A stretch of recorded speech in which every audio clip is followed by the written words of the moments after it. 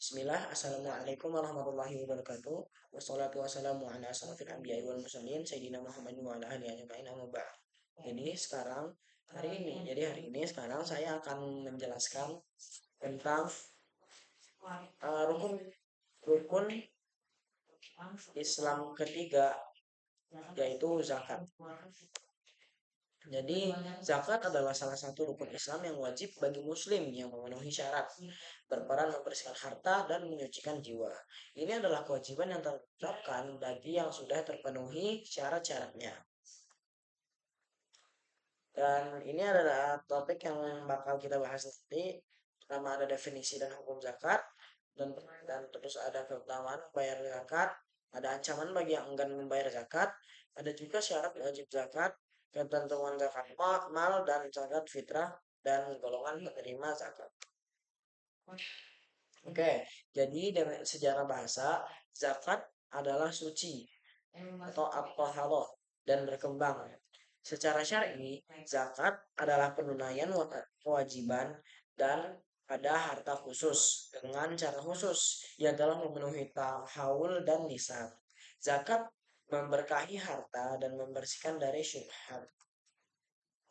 Dan hukum zakat dalam Islam adalah zakat adalah kewajiban agama dan rukun Islam yang ketiga. Dan dalilnya adalah dalil dari Al-Quran. Di dalam Al-Quran, dan dirikanlah sholat, tunaikanlah zakat. Di Quran sholat Al-Muzammil ayat 20. Dalil Rasulullah, Islam dibangun di atas 5 tonggak. Salah satunya adalah membayar zakat. Dan ijma ulama kaum muslimin di seluruh negeri bersepakat bahwa zakat itu wajib. Dan ancaman bagi yang enggan membayar zakat adalah orang yang enggan menunaikan zakat meskipun meyakini wajibnya adalah fasik dan akan mendapat siksa pedih di akhirat kelak. Firman Allah Quran surah At-Taubah ayat 34 sampai 35 memperingatkan tentang harta yang ditimbun dan dinafkahkan di jalannya. Dan ini adalah beberapa keutamaan membayar zakat. Jadi zakat sering dikaitkan dengan sholat, menunjukkan keutamaannya. Rukun Islam yang ketiga, indikasi ketakwaan dan sebab masuk surga. Dan empat, mampu mencapai derajat as-shodiqin dan syuhada. Yang terakhir adalah merasakan manisnya iman dengan ikhlas menunaikannya. Dari sini adalah syarat wajib zakat. Yang pertama, individu muslim harus muslim dan merdeka, dan harta yang dimiliki sempurna, berkembang dan mencapai nisab, yang telah mencapai haul yang bertahan dalam 1 tahun dan berlebih dari kebutuhan pokok. Berlaku untuk emas, perak, mata uang, hewan ternak, pertanian, bahkan buah-buahan. Ini adalah ketentuan zakat mal atau ringkasan nisab dari kadar zakat harta. Yang pertama ada emas, yaitu 85 gram emas, 20 dinar emas murni, kadar zakat 2,5%. Dan untuk perak 565 gram perak, 200 dirham perak murni, dan kadar zakatnya sama 2,5%. Untuk mata uang dan barang dagangan, jika mencapai nisab emas atau perak adalah 2,5%. Dan ini adalah hasil pertanian atau 5 wasok dari kadar 5% atau 10%, tergantung pengairannya. Dan ini 720 kg. Sini ada untuk harta karun atau rekas tanpa syarat nisab dan haul, itu mengeluarkan 20%.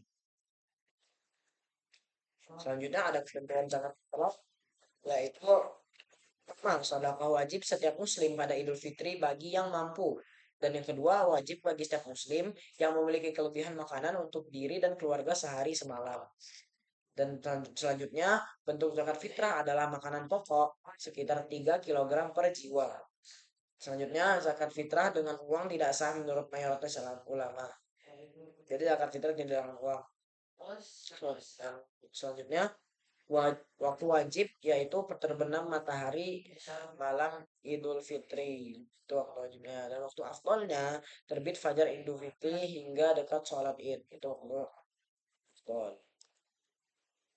Dan ini adalah 8 golongan penerima zakat atau mustahik. Yang pertama ada fakir miskin, mereka yang membutuhkan dan tidak mampu memenuhi kebutuhan pokok.